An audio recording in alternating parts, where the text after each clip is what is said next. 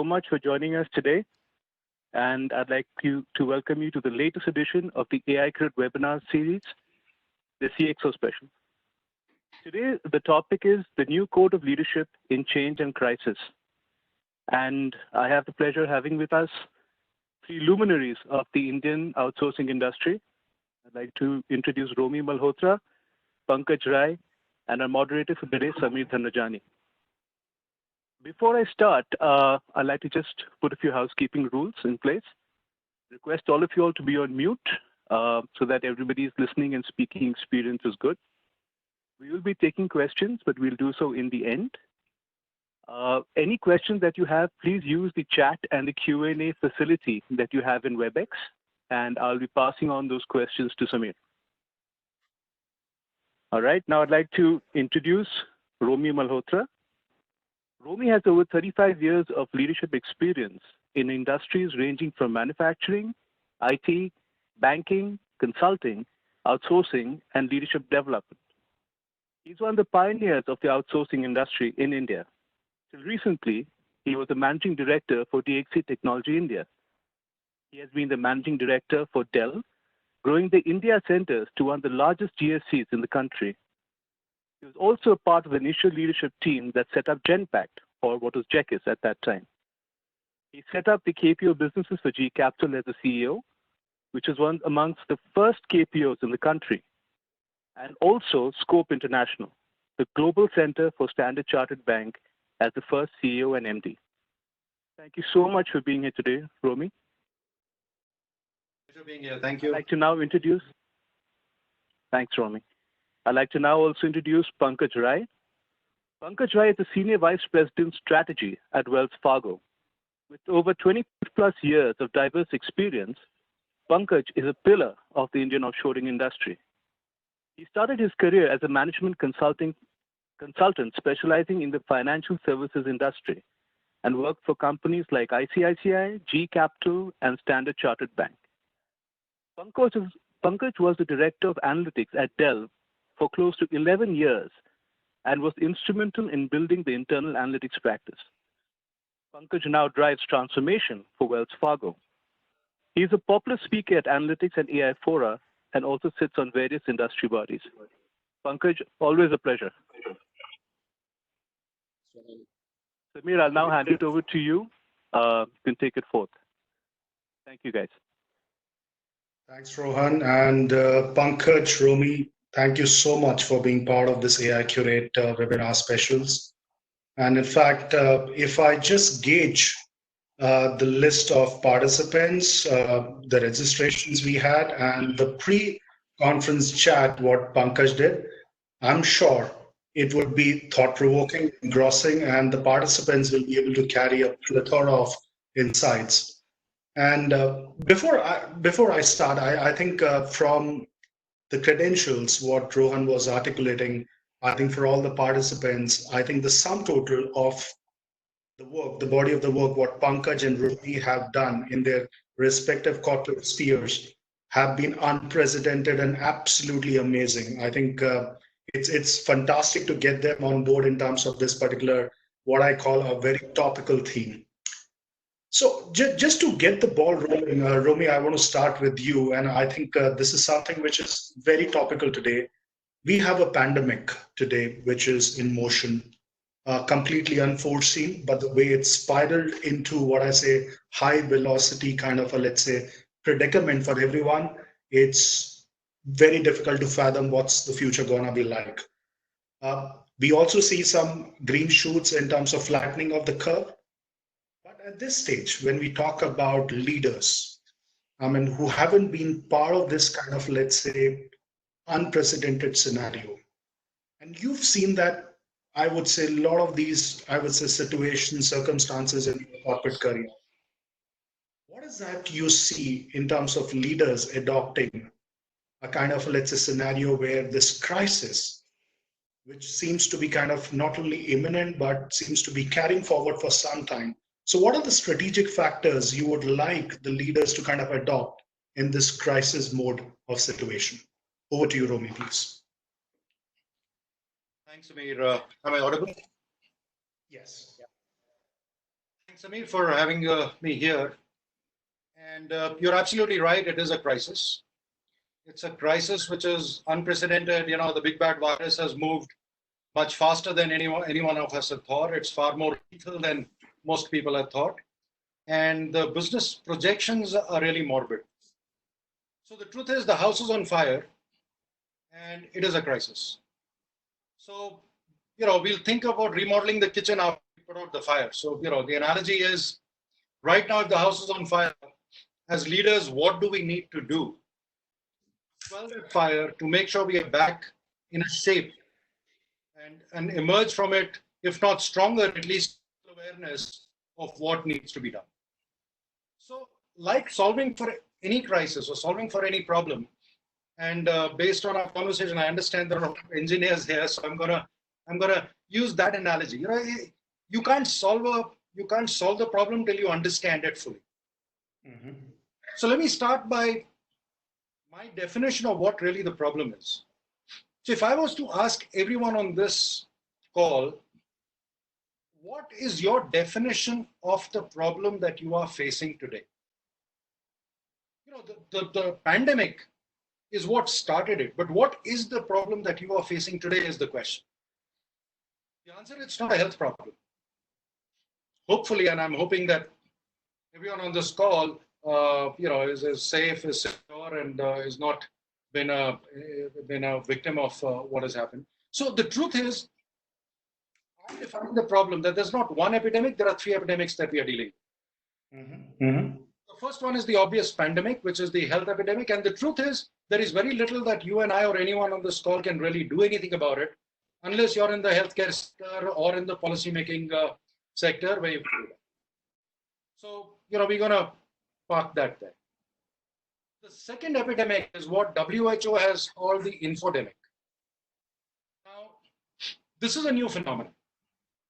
You know, we went through Ebola, we went through 9/11, we went through SARS, we went through AIDS.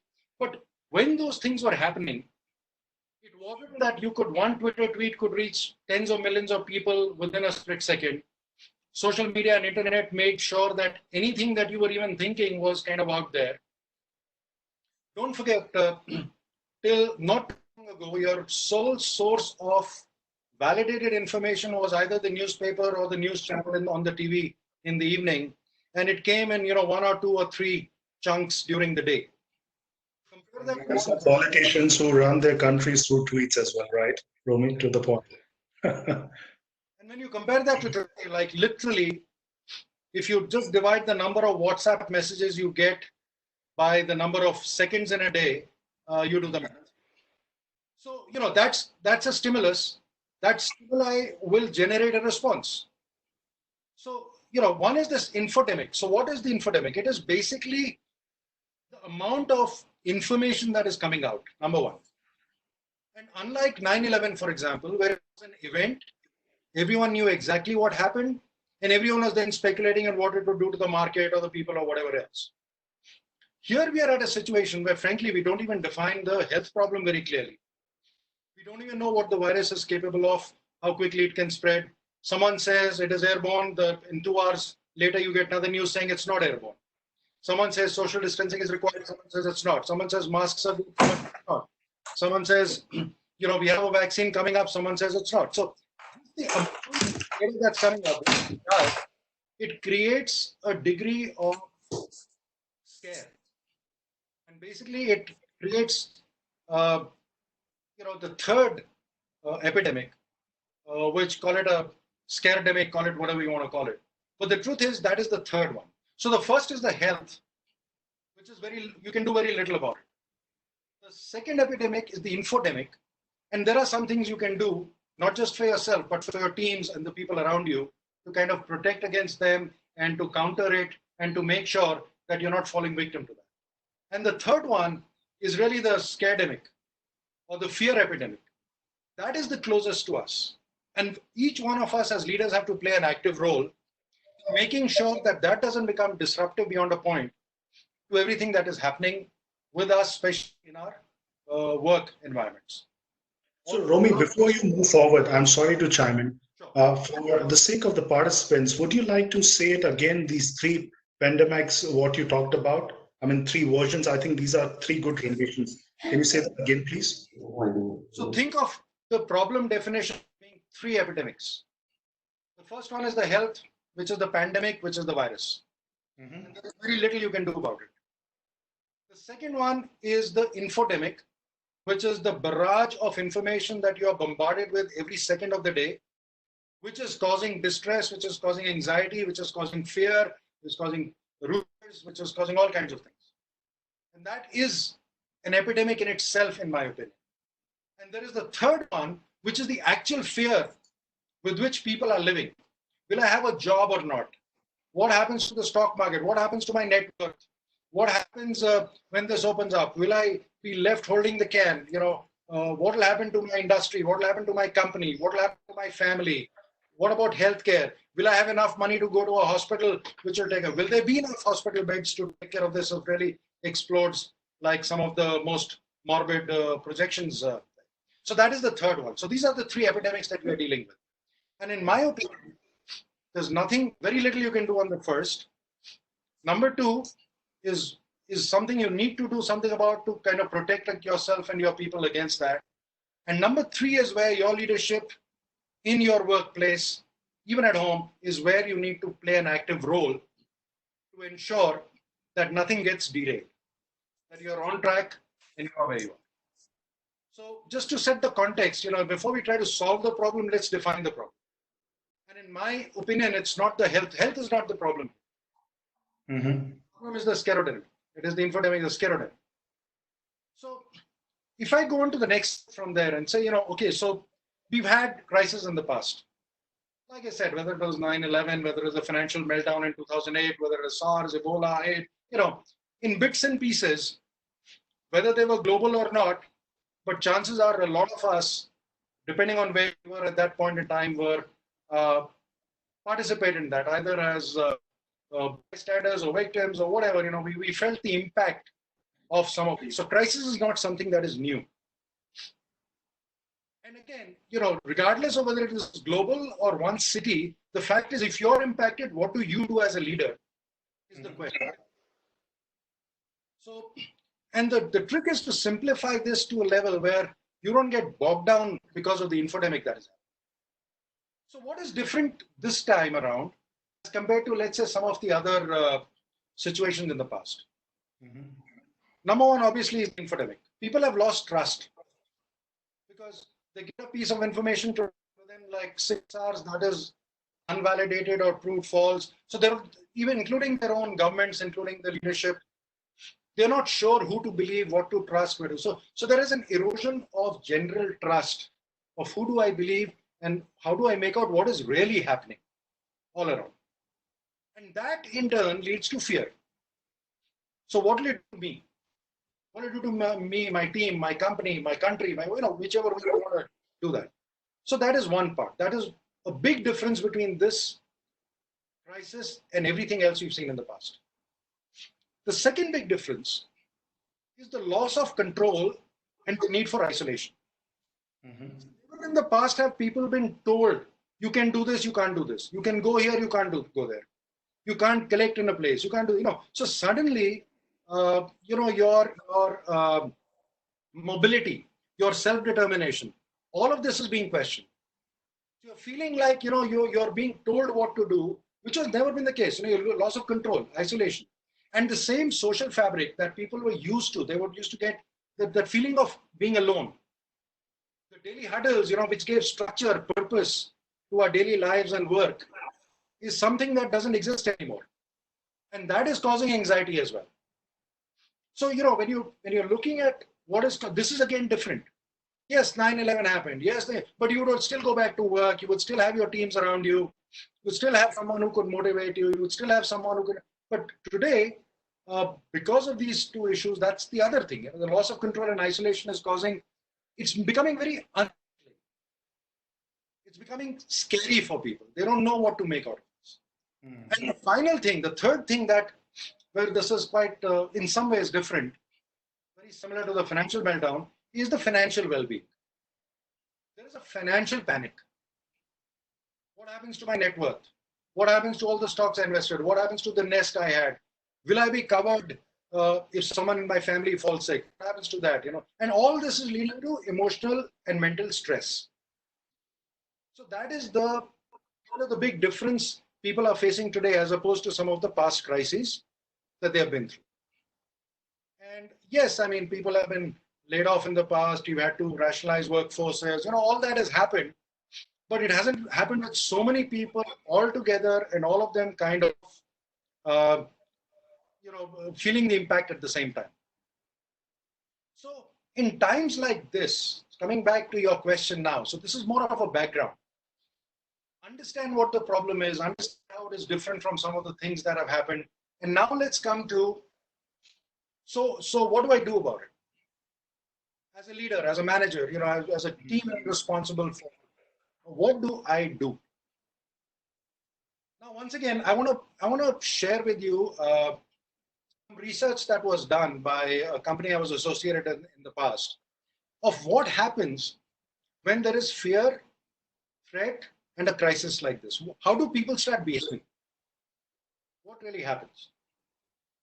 And this study came back and told us in no uncertain terms that there are three responses that you will see in a situation like this, where there is a crisis and there's a lot of fear and there's lack of trust and people feel threatened about a lot of things. And so let me share this study with you, because this will become relevant in a moment to define what we need to do as leaders to kind of overcome this. So the study said, give or take about 15% of the people will just tend to freeze. They will emotionally close down. They will not take any decisions.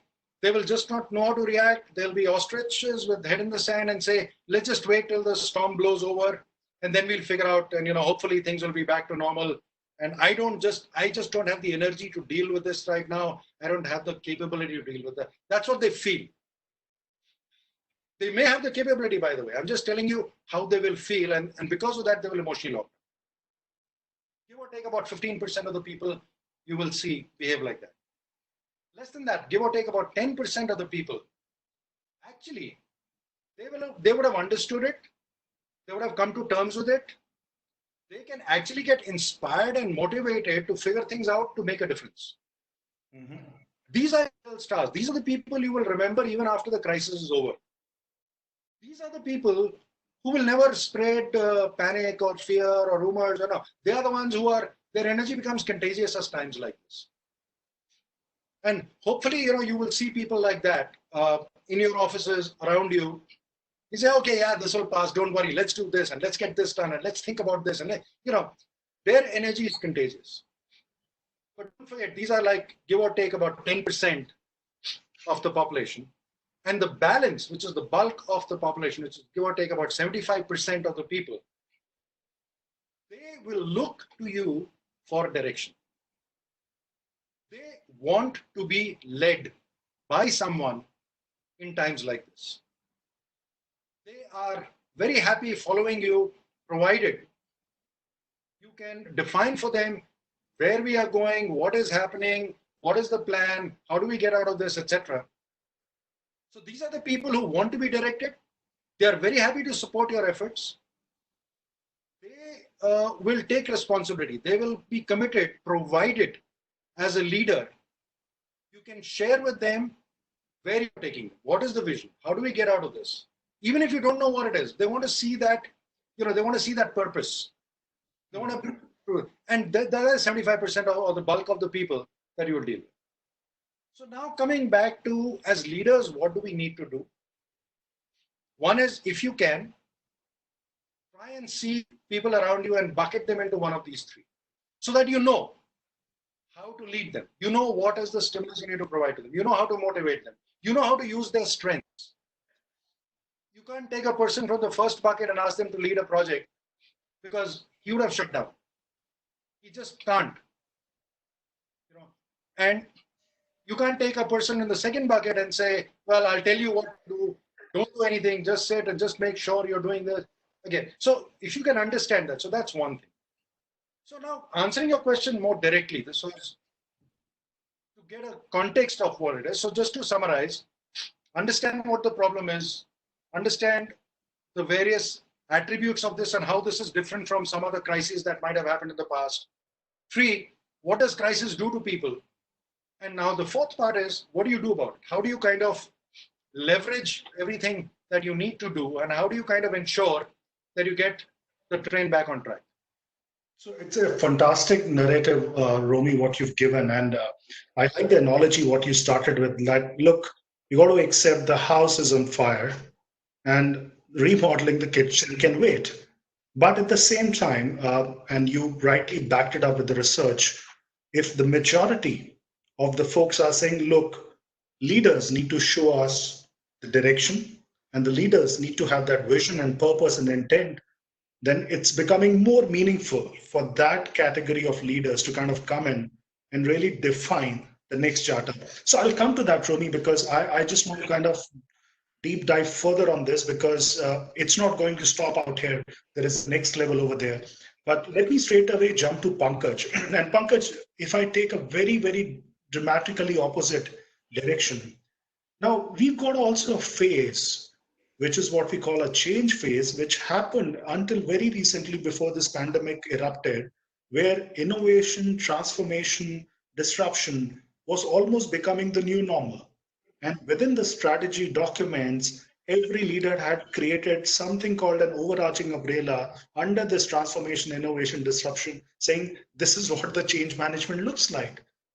Now, how do you think, under this whole aspect of change, leaders coped or kind of adopted that particular aspect before this whole thing happened?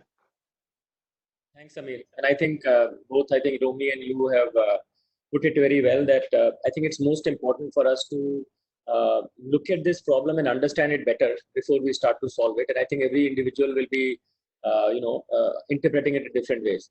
So the way I look at it, all of us have been talking before the pandemic also that the rate of change is increasing, which is the reason the change management people and the transformation people were becoming very critical in all of that. So I think we were all already talking about that rate of change. I think a few things that come to my mind that, what does rate of change do? So to me, there is a tipping point in any of these, equations, using our engineering example.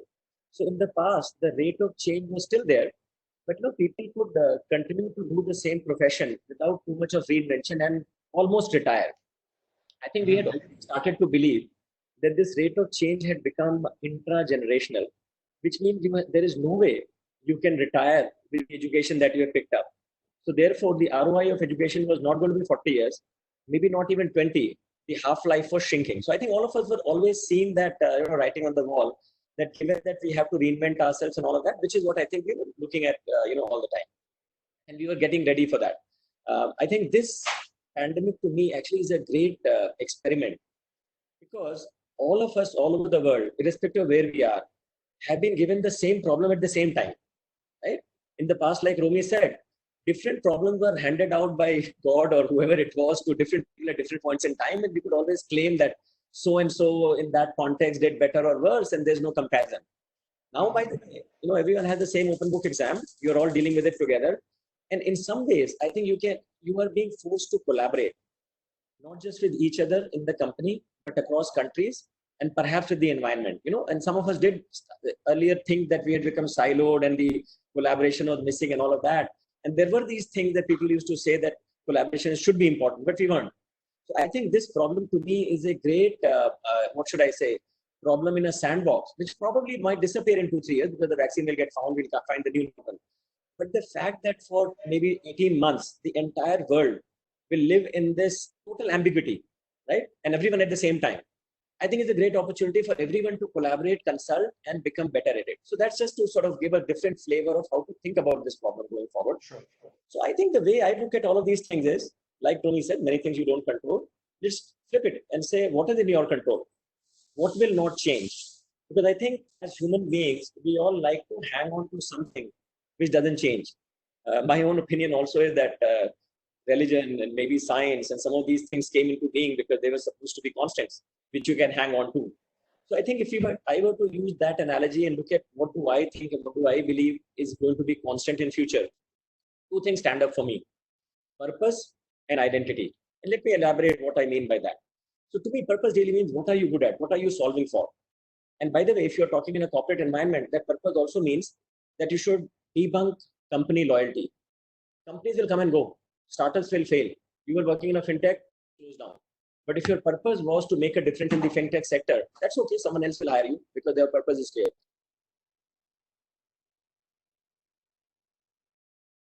You get you solve that purpose, and there'll always be, if you have the right purpose in place, there'll be always be bias for that activity, and you'll get remunerated properly.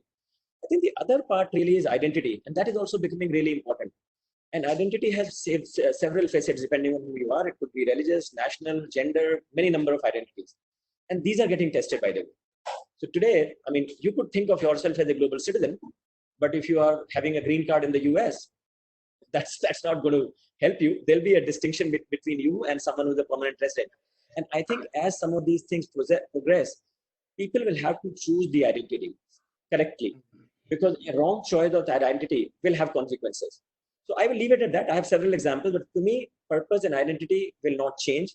And we all have to make that decision on what is our purpose and what is our identity, because that is the only thing which will hold us in good stead going forward in this time of change.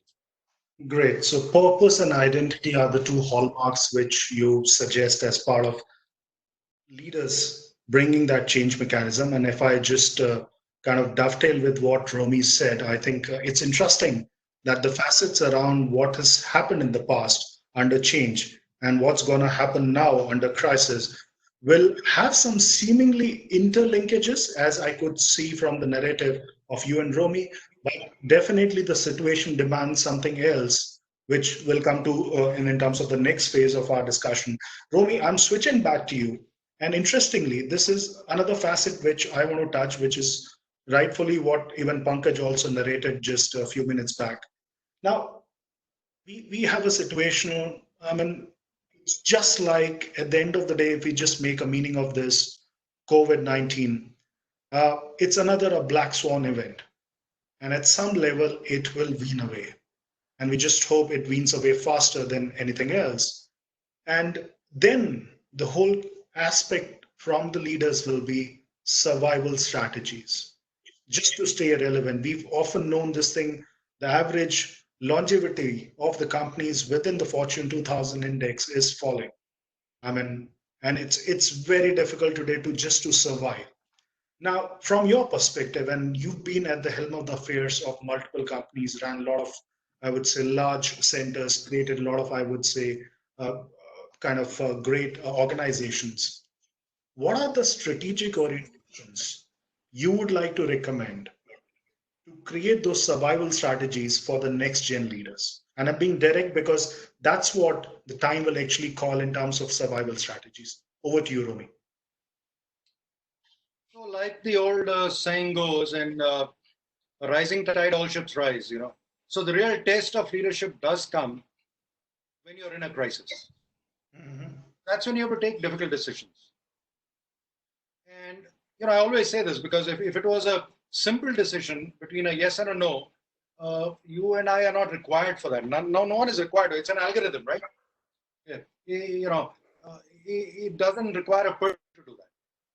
So your decisions will be based on the bad and the worst. Good and bad. Good and bad is an algorithm. People can take that. So on a lighter note, the best decision you can make is a bad decision. Mm-hmm. And avoid the worst decision. So coming back to what you're saying, you see, like Pankaj said, there have been a lot of companies which have, you know, change doesn't come easily for anyone. And that is a universal fact. The fact is you can live with A, you can live with a change B. It is a transition that kills you. And people are very wary of getting on this transition. Now, what has happened is that this journey has suddenly become short-circuited and it has been forced. We have greatness thrust upon us, as Shakespeare says. So now, companies will have to re-evaluate and see that, well, I was thinking of doing this maybe 3 years down the line, but guess what? If I don't do that, my survival might be at stake. I might be risking survival and not just growth and not just another avenue. And, you know, and if you just look at some of the forecasts, I was just reading this report from McKinsey a couple of days back. And they are saying that the impact on the travel and hotel industry is going to be more than 70%. I mean, that is devastating. So depending on what industry you are, depending on which part of the business, or frankly, if today you're on Amazon or Netflix or something like that, your business is already growing because you already have a head start into where the others want to go. If you're in brick and mortar retail and you were thinking of going e-commerce, well, you're not going to have a choice very soon. Sitting on billions of dollars of stock itself is going to force you to relook at the ways that you need to liquidate. So what this has done is, number one, it has accelerated the pace of change that might be required from a business model perspective. So this is the time to rethink the business model. Now, call it going digital, e-commerce, call it looking at your relationships with suppliers, customers, partners, all of that. And I will go a step further. And actually, I did a talk in December for the Shared Services Forum, and I spoke about this. I said, there is a new definition of a COE. It's no longer center of excellence. It is the core operating ecosystem.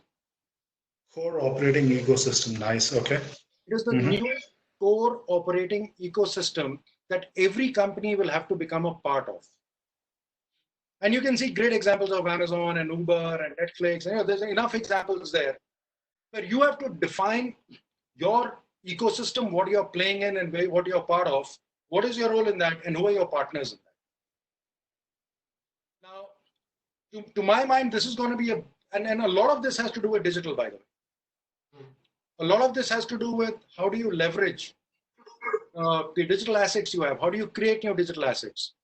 But Romi, if I may chime in, there is also a discussion, and while sticking to the point what you said about digital, often, I mean, if you're looking at some of the surveys which are being quoted in the media, many of the leaders are looking at pausing or kind of stalling the digital transformation or AI-led transformation exercise. What's your opinion on this?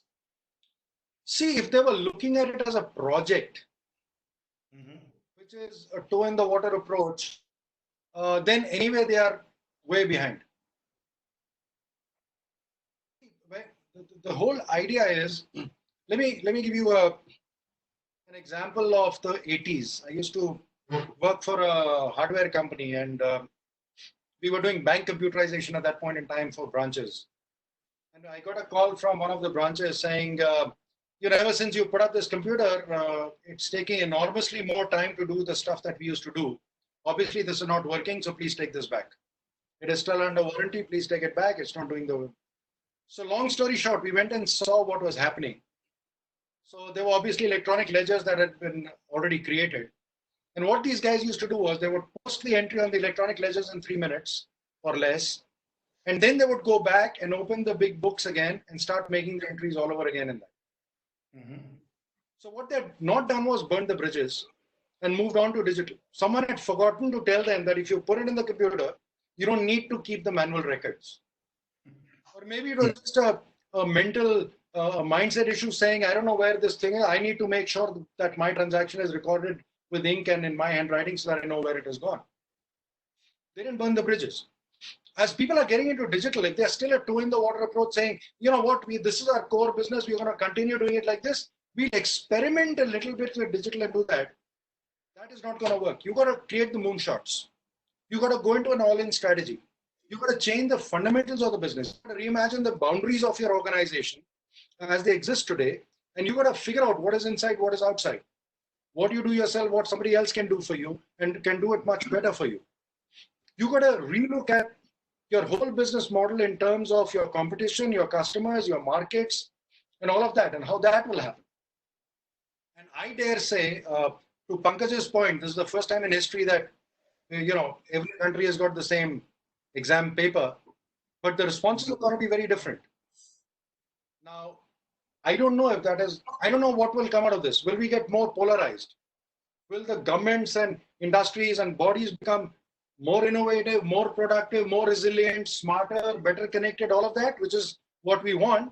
Or there's a risk of becoming more rigid norms, increased bureaucracy, increased inequality with more politics and conflict and trade wars and all of that happening as well. So in that scenario, especially for global companies, I think it's going to be very important to step back. Once like we said, it's time to remodel the kitchen now. So you got to step back and relook at all the sacred cows that you had. Relook at where you think the market is going, the industry is going, your business is going. And almost without exception today, when we say where it is going, digital is playing a big role in that, no matter which way you look at it. It's almost becoming a given. It doesn't make a difference whether you're in physical logistics and transportation, or you're manufacturing cars, or it doesn't make a difference what you're doing. It's not just about the IT industry, or these are just ways, means to the end. But people need to define their businesses and the ecosystems that they will. This is the time to do that. To redefine your ecosystems, redefine the boundaries, relook at what is inside, what is outside, relook at how you're going to engage with your customers, suppliers, partners very differently. And most of all, relook at what is your value proposition that you're bringing to the table. So relooking at the value proposition is something what you're saying, because that's something in all this midst of uncertainty. It needs to have a certain direction where you stand versus the competition and versus the marketplace, right? And the reason is, the big reason why this is becoming so important now, because till now, if it was business as usual, and even if you're doing at the Hindu rate of growth or whatever you want to call it, you were always going up. Now it could be 2% or 10% or 15%, doesn't make a difference, but you're always going up. Now it is a given that you will go down. 90% of the industries, at least short term, will feel the shock of the global economic meltdown that is bound to happen. So when you're going up, it doesn't make a difference. You have the luxury of taking your time to experiment. When you're going down, you suddenly can go down a precipice very, very fast. Your cash flows will burn out quickly. Your commitments are already there. Your banks will come upon you, and all of that will happen. And hence you need to re-emerge very quickly. And it's no longer a matter of toe in the water or experimental approach. It is a matter of survival now. And it is a matter of survival now in the new context where it is a shrunk market. And the only way you'll be able to do that is if you're better than the others. And the only way you'll be better than the others is not doing the same thing that you were doing earlier, because that is not going to change the output. And hence, how do you do it differently? And one last example I'd like to quote here. This is my favorite example. And those who know me have probably heard this from me many times. The wheel was invented in the Stone Age, thousands of years back. And people have been traveling almost ever since, for thousands of years. Every time they travel, they've always carried, luggage and trunks and whatever. But it's only in 1971 that someone put wheels on a box and made this trolley. To think that we lasted so many thousand years, and when that happened, it became obvious. Today, you can't buy a suitcase without wheels. But till it didn't happen, it didn't happen. And so what I'm saying is that in any business, in any industry, there is a bag and there are wheels that are sitting there to be put together. Innovation has to be driven by the leaders. And by leaders, I don't mean a hierarchy. I mean anyone who can think this through in a way to leadership stand and say, why don't we do this differently and let's do it like this. So I'm saying the wheels and the boxes and the suitcases are sitting there. I refuse to believe nothing can change for the better. I refuse to believe there's no innovation sitting in any business that I look at. It's a question of finding the wheels and the suitcases and putting them together. Finding the wheels and the suitcase. Awesome. And Romi, I think one of the facets you touch, which is very strategic, important, what you rightly said, reset the value proposition at this time, because at some level, we believe in a product and a service or a solution and go with the flow, which is more like a hunch and intuition. It's time to kind of just redefine what's your value proposition. Pankaj, I'll take an approach which is, I would say, very, very pertinent in terms of this question. Now, resilience, empathy, adaptive leadership, these were some of these attributes which we heard until very recently, which were absolutely coinciding with the future of work, shared workplaces, millennials, gig economy, and we had often these discussions around that look, leadership is changing. Now, resilience, empathy, adaptiveness is fine. But what do you think is the new code of the attributes which needs to be opened up when we talk about change? And I'll pose the same question to Romi when we talk about what it means in terms of the crisis. So over to you, Pankaj. Yeah, I mean, I have my favorite example that many people have heard here about 3C framework and 5C framework, and there are lots of C's here. In fact, what Romi said, I heard creative co-creation. I hear the word crisis. So it looks like we are living in the world sea of C's, right? Let me just quickly share the 3C, 5C framework, and many people have heard it before. This is a 3-year-old framework. When my daughter was going to college, by the way, she just graduated, has got a job. Hopefully, they don't withdraw the offer and she can start work. But the 3C framework was derived based on economic principles at that point in time. I think they're still true. In fact, I think they're true for all of us, while it was determined that it will be relevant only for her. So the 3Cs came about by saying that what are the 3 sort of mega trends, and based on that, what will be in short supply in the future, and therefore you should acquire that. The first mega trend was globalization leading to deglobalization, and therefore everyone looking inward was the natural trend. And the contra trend was really having a compassionate attitude, being aware, being, thinking about each other, about other countries, about environment. So compassion was the first C as a hedge against the mega trend. The second mega trend really was choices. We had so many choices in these days versus just binary choices in our days of Colgate, Forehand, Create, Ambassador, those types of things. I think that choices have given rise to a lot of mental illness because irrespective of what choice you took, you always felt, threatened that you probably made the wrong choice. So I think the second C which was there really was conviction, that, belief in yourself and sticking around with your choice for a while and so on. And the third one was really related to a linear world becoming disruptive, hence the continuous improvement not holding true, a continuous reinvention requiring us to display creativity. So creativity was the third C. So it was about compassion, thinking about everything, leading to a conviction about yourself, which led to a creative way of solving problems. Clearly, that framework, the first product didn't work well because my daughter, of course, didn't absorb it. So I had to create version 2, which was launched 2 years later with 2 new Cs. As we always do in an agile methodology, we launch 2 new features. Those 2 new features are 2 more Cs added, one at the beginning, one at the end. The first one really was curiosity. That if you don't have curiosity, you're not thinking about anything, then there is no compassion. And the last one was after creativity was really communication, that you communicate and share, and then you get a feedback loop, and then you become curious again. So that 5C, which was sort of created as a fun activity for my daughter, over time I realized is actually a relevant framework for all of us, even at that point in time, and even more so in times like these. So I still think that this approach to thinking is most important, because the question that people today ask, should I be in the restaurant business or airline? Should I do Java or something else? I think those are questions that they will have to answer themselves, and asking a mentor or a guide will actually be harmful for themselves, because they have to figure out what is relevant for them.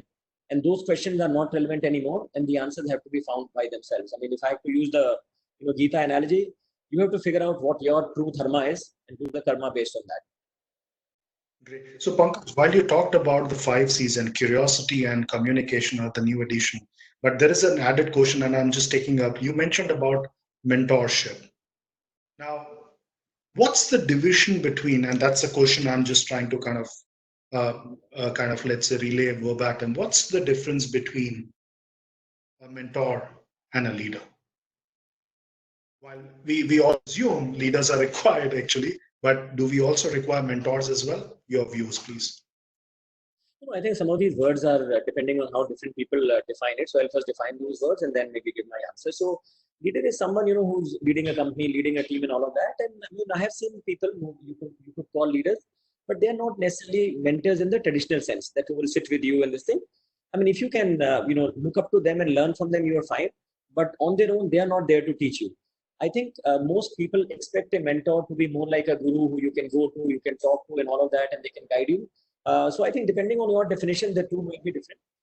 My own personal view is that, wherever you are and wherever I am and some of us, we need to look at that purpose and that identity, and we'll figure out, who needs what type of mentoring or leadership to lead them. And different people are different.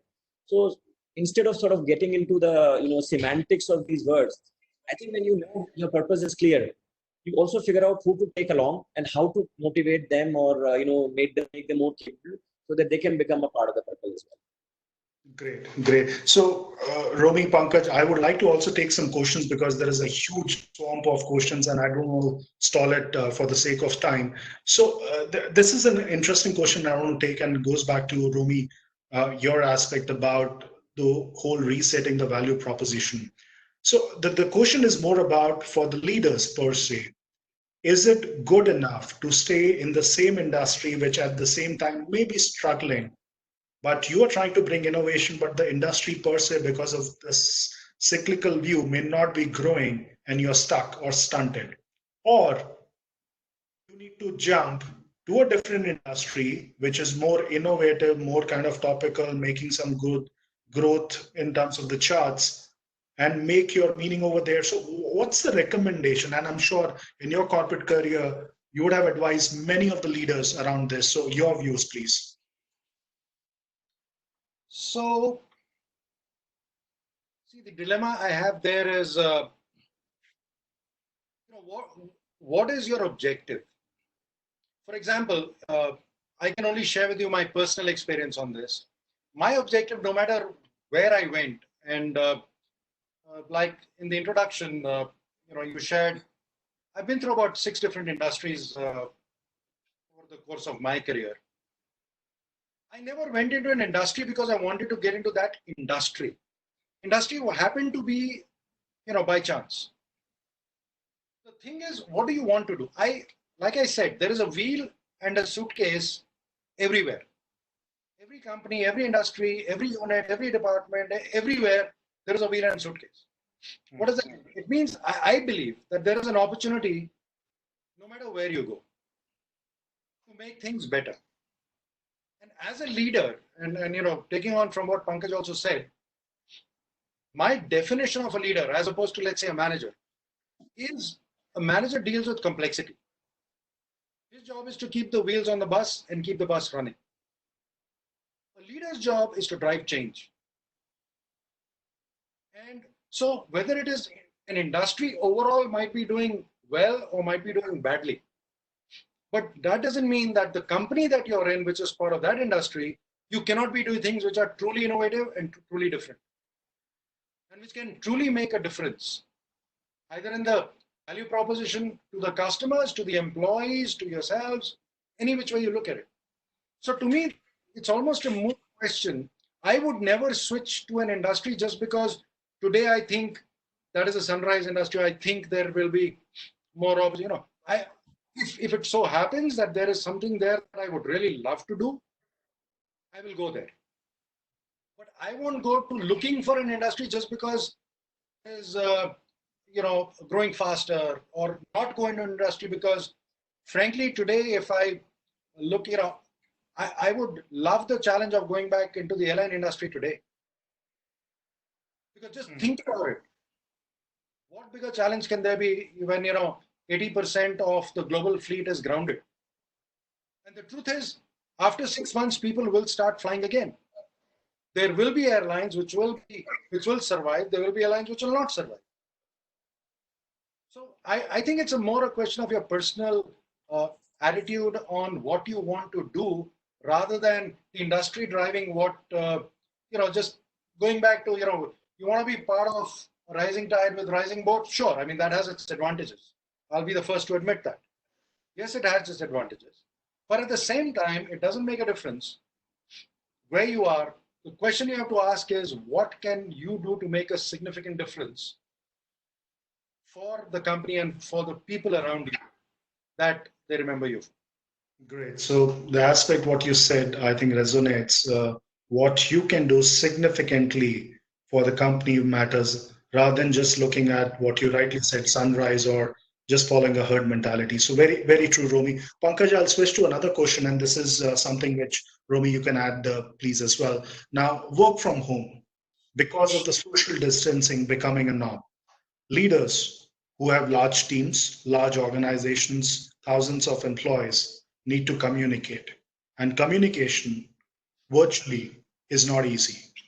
Town halls has been the norm over there. You visit, you do those kind of in location town halls and you meet those people over lunch and learn. There is a good bonding, camaraderie, everything happens. That's out. Is there a new model in terms of how leaders need to communicate in today's time? Sure. So let me just add on to something what Romi said. I'm just worried that some freshers should not go join the airline industry right now. So you have to be careful about, what stage of life and career and risk-taking ability you are on. Romi has sort of lived a great life. The question was smart, Pankaj. He said very clearly in the beginning for the leaders per se. So yeah, so if you think you can change the course of that's a good disclaimer from your side. Yeah, please go ahead. I would caution you to not follow Romi's advice. Anyway, so coming to the communication, you know what? I mean, I just think that communication is a last end of a intent that you have. So if your intent and people believe that your intent is that you care, and that care can be demonstrated in many different ways. So right now, many a time, this communication to me, which is the superficial end of it. How often you are talking? Are you talking about this or that? I think that is just a very superficial manifestation of what you are doing. I think what you need to, every leader has to demonstrate is that they truly care. And I go back to my first year of compassion, that you really have to believe and care about it. And then, it's your style and your team style, depending on their maturity. There are young people who need to talk to you daily, 6 hourly, 2 hourly, you modify that style. There could be a more senior team who doesn't necessarily need that level of this thing, but some of them have some issues to deal with, and that, you show that you are aware of that, you talk about that, you help them with that. So I do think that, communication should not be seen as the superficial one, whether you have Zoom or whether you have WhatsApp or whatever. I think I would look at it as whether you really care, and that demonstration can happen in myriad different ways.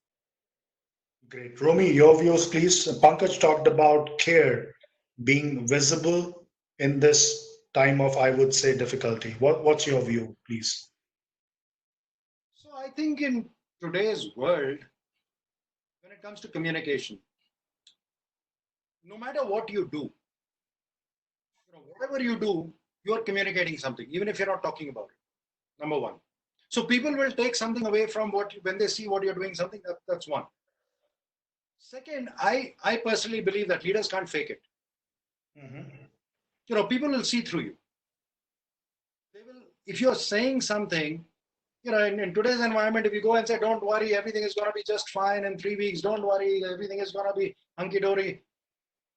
Well, I don't know how many people will believe that. So people will see through you. Leaders can't fake it. So the first thing, although I think it started from work from home, and I'll come back to that in a second, but I'm just taking forth this whole thing of communication. Times like this, there is no such concept as over-communication. You have to communicate, and you have to communicate, and you have to communicate again. And there is no substitute to that. But before you do that, I would say there's a 3-step process. Number one, deal with your own fears first. You are human as well. You would have your own concern.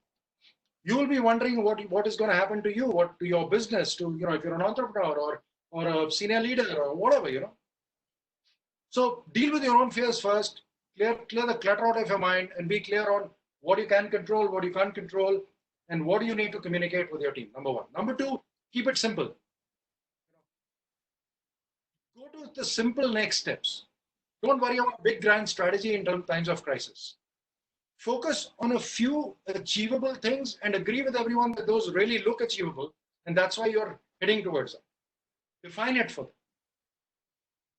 And also, to Pankaj's point, while a lot is changing, there's a lot which is not changing.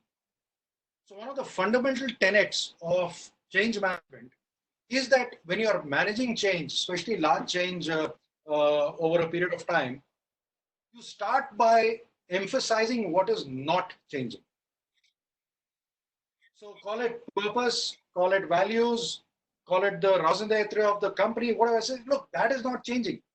We still need to do this for our customers. We still need to do this well. We still have to do, etc. Now, how we do this, undergoing some changes, and let's talk about that.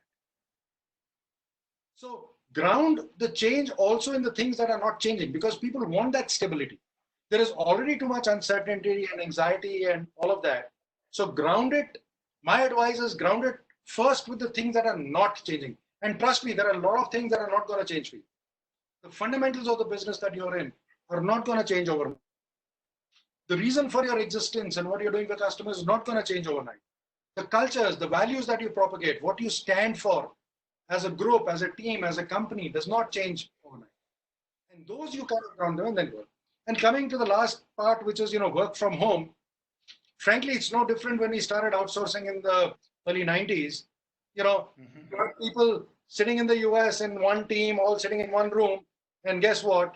Overnight, they were sitting in India and there were half the people are there and half the people were here. Today, the same thing is happening.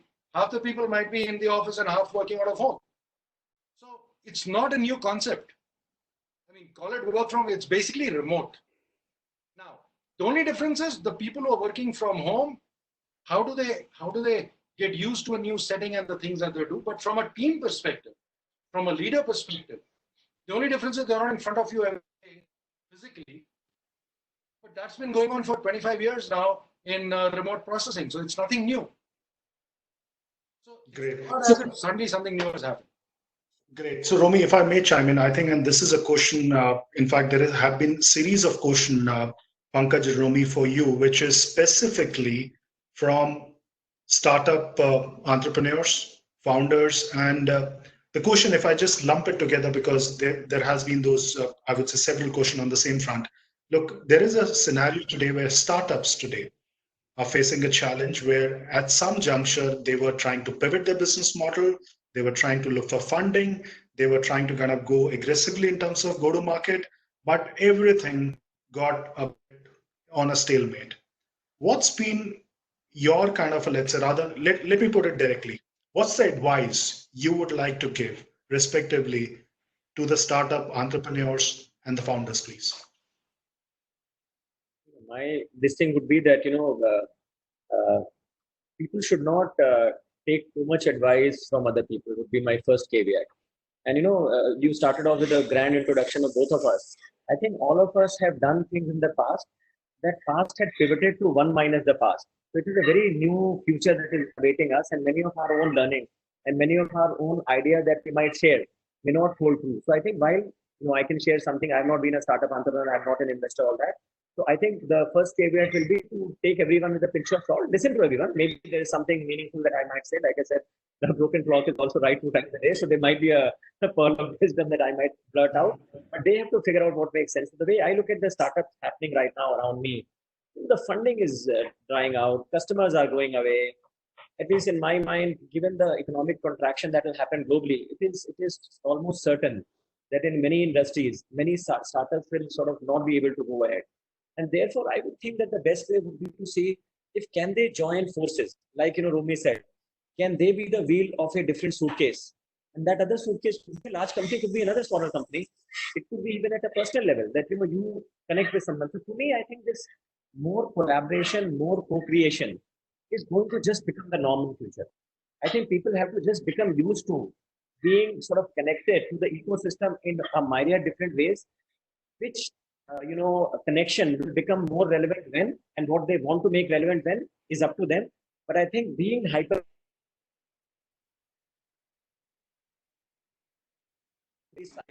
specific problem without knowing anything about it, better come out. I'll let Romi speak more. Great. Romi?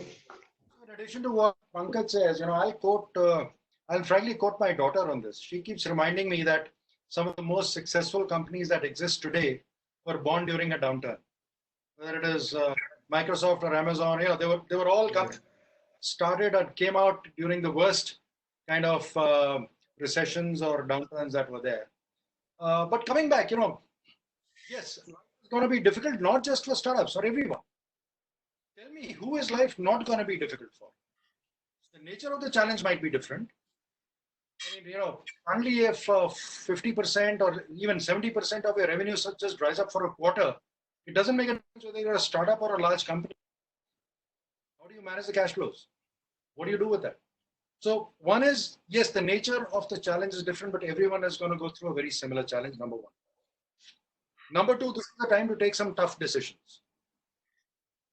for startups more than for large companies, I think it's going to be important that you keep your core team together.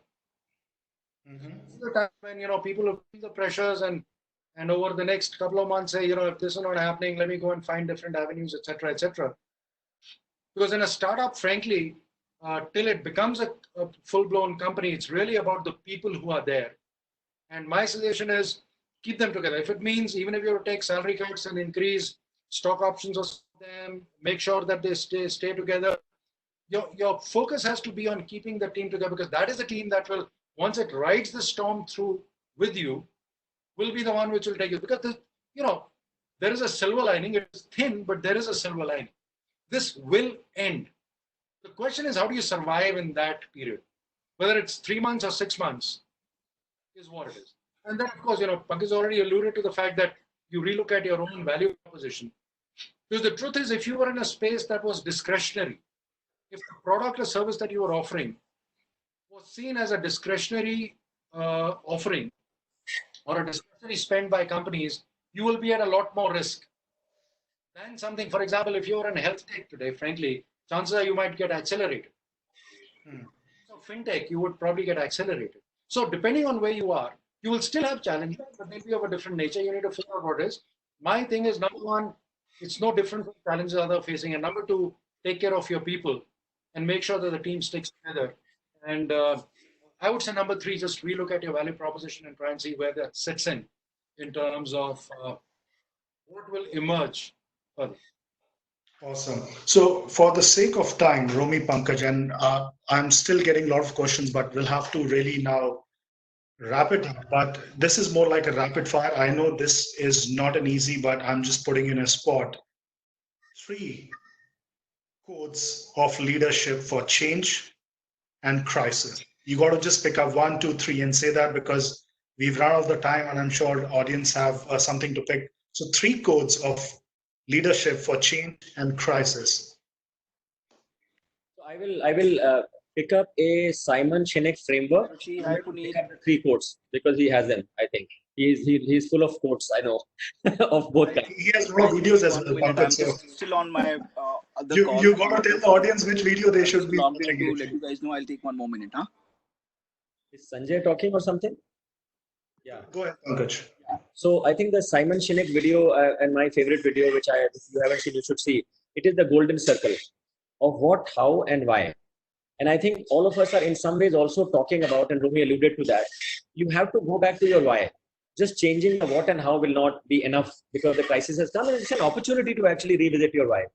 I would look at, that what, who, why as a framework to be brought forward and utilize that quote, if it is a quote, to reframe who you are and what you are and what you want to do. But I know Romi is full of quotes. So Romi, over to you. Okay, great, Pankaj. Romi.